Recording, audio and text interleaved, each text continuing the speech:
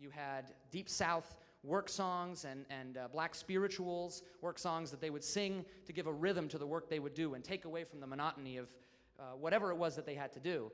And also the Baptist church that a lot of these slaves were a part of, there was this idea of call and response where someone would get up and the Lord would be speaking through them and they would be saying things and letting out their sorrows, and people would echo those sorrows to them. And call and response is a big idea that you can see if you heard what we were doing a little bit. There's some back and forth listening and playing that still today is in jazz. But these were the early origins, the early elements. There was also minstrel shows, though they were very racist.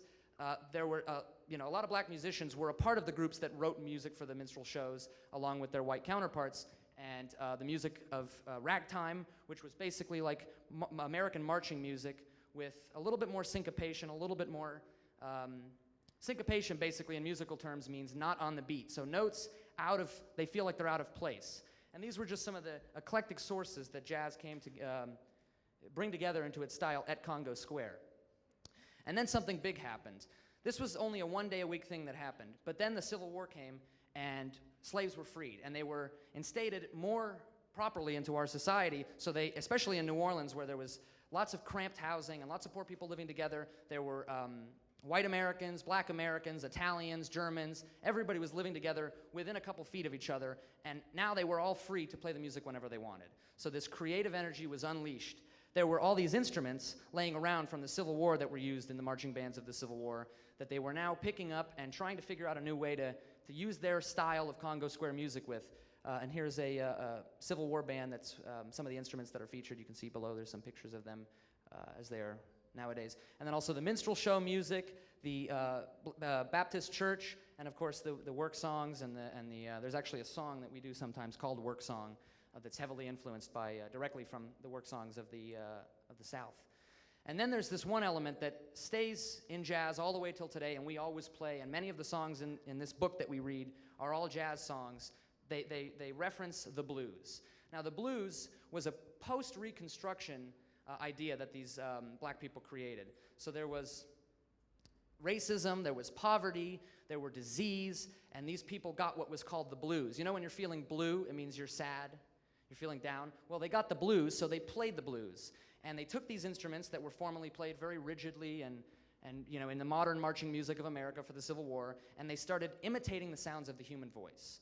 They started adding vibrato, like doo, little vibrations, and they started taking breaths that were very long and adding space like a human who would actually be speaking would do.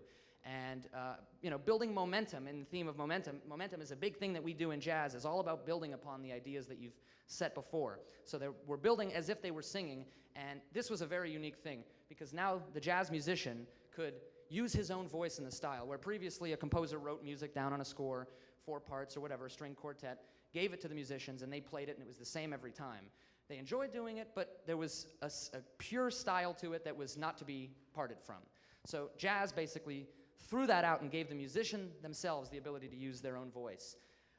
So this is basically this is why the blues is so common in jazz, is it's this empty. It's just a progression of chords that probably doesn't really mean anything anyway to most of you, but the freedom in these measures, and there's no style, there's no tempo, there's no orchestration given, there's just a progression of chords that Brett would play on the piano.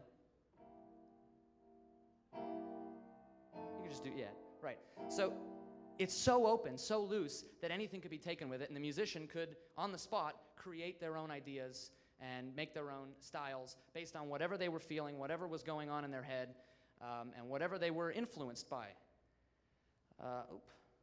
So in New Orleans, after the Civil War and slaves were freed, there was one specific area of New Orleans that jazz would just really came to life, and that was a place called Storyville. Storyville was the government-sanctioned red light district of New Orleans. And this is Jelly Roll Morton, by the way. Many of you know him. He claims he invented jazz, but it's far more complicated than that. And here's a picture of Storyville. And basically what Jelly Roll would do is that these whorehouses would hire jazz musicians to come in and play what at the time was like a ragtime improvised piano to the motion of the dancers. And the dancers would tip the jazz musicians based on how well they thought they emulated the motions that they were going through and what they were doing. And jazz musicians are notoriously poor, so money was a big incentivizer in getting them to play better. So jazz musicians became really good at knowing in the moment what was necessary for the style, what we call now improvisation. And then Prohibition in the 20s changed everything again. Storyville closed down. Jazz musicians who were just concentrated in New Orleans had to find a place to leave. Jelly Roll lived with his grandmother. His grandmother found out he was working in Storyville and kicked him out of the house, so as many of you might do. So Jelly Roll took to the road. He played in vaudeville circuits, minstrel circuits, and spread this new style of improvised music around to the rest of the country. And eventually, after Storyville closed, it made its way to Chicago, New Orleans, which is why there's the Harlem Renaissance was very heavily influenced by the jazz music going on too. So in speakeasies, which were a very big place for jazz music, people were now dancing. Before there was just saloons where only men would drink, no women would go in there, and there were very few of them. But then speakeasies came up because now we made alcohol illegal. And when you make something illegal, everybody wants to do it now, just to defy the unenforceable law of no drinking, as you can see in this very ironic photo at the top. So there were millions of speakeasies, and there was lots of competition. And the jazz musicians, the owners of the speakeasy, would hire these jazz musicians to set them apart. And the jazz musicians would come and play, and it was the pop music of the time, which it isn't anymore, unfortunately, but it was the pop music of the time, and people would dance, people would have fun. The Cotton Club in Harlem was a very famous jazz club that Duke Ellington, for a while, was at, and a lot of famous musicians played there, Fletcher Henderson's band. So the music started to spread out, constantly keeping the same theme of improvised ideas, all made up on the spot based on whatever the emotions of the musician was, but always relying on the mastery of the craft that they all had for their instruments. And then throughout the ages, I won't go any further into that, but those are just the origins of where it began. These are some famous jazz artists all the way through the 20th century, which we call the sprawling 20th century in jazz, because so much happened, and so many styles were invented, and everything's different, which is why you can hear the two versions I showed you of jazz are very different, because there's so many eclectic sources for jazz to draw on, and each musician, when they're improvising, is doing something different every day. That's why we can play this song, which was called Donna Lee, by the way. It's a notoriously hard bebop song by Charlie Parker. And we can play it every day, and we'll never get tired of it, because every day we do something different. I play something different on the drums. Everything I do is made up. Brett comps something different.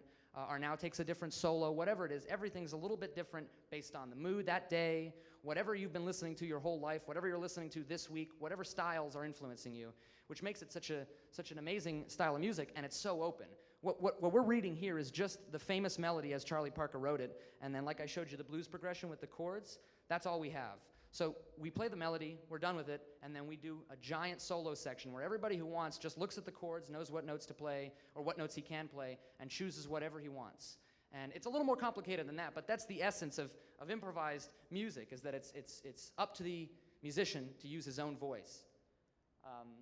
So now you know a little bit about what improvisation is, about the idea of using your own voice to create the sound, and being influenced by all the sources and constantly changing what you're doing, but it's very hard to understand exactly what's doing. So Brett, play a C. In a simple lesson of music theory, the way we distinguish different chords is not the notes in them, because Brett could play a C, Brett could play a G, Brett could play an F, and I could tell you it's a C. Thank you. Yeah, I could tell you it's a C, and you wouldn't. It's just, you don't know anything about the note except it exists. But now play a C and an E. Ah, can you do it a little lower? Yeah, it's happy. It has quality. C and E, there's two notes. It's a major third. It's happy. Play C and E flat. Oh, it's sad. Oh, now it's really getting complicated. Now play three notes at once. Get ready for this. C, E, G. Even happier, even fuller. Play C, E, G, B. Ah, now play C and B separately. That doesn't sound so good, does it? That doesn't sound good at all. But in combination with all the other notes that are going on, you can appreciate the dissonance of these notes, the color we call it. Now play C9 or C13. Can you go a little higher? Listen to all that color. There's a lot of notes going on, but you don't hear each of the notes. You just hear the sound of the whole chord as a whole. So that's just thinking horizontally, thinking one chord at a time, but now, or excuse me, vertically. Now think horizontally, think between chords. So play any progression. Now you're describing emotions, keep going. You're describing emotions more in depth than just the one chord that's either happy or sad. You're describing a whole set of emotions as you go through them. So it's very complicated, but these notes, When you start to make these notes more complicated, you start to add the 9, the 13, all these very different tones that alone don't sound very good, together makes up a very complex emotion. So instead of minor major being happy or sad, you get mysterious, you get somber, you get play a minor major chord.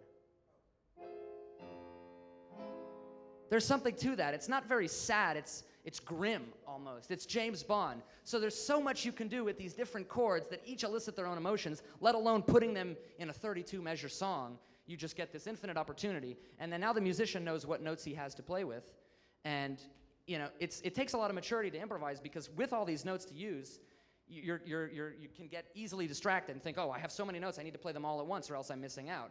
But that's why we do it so many times. We can go between notes, we can do different things each time, choose different voicings, hear what we like and hear what we don't like, and hear what exemplifies our mood and our sound. And that's what makes jazz so wonderful, is that it's just so open, but there's just the simplest structure that keeps us all together working.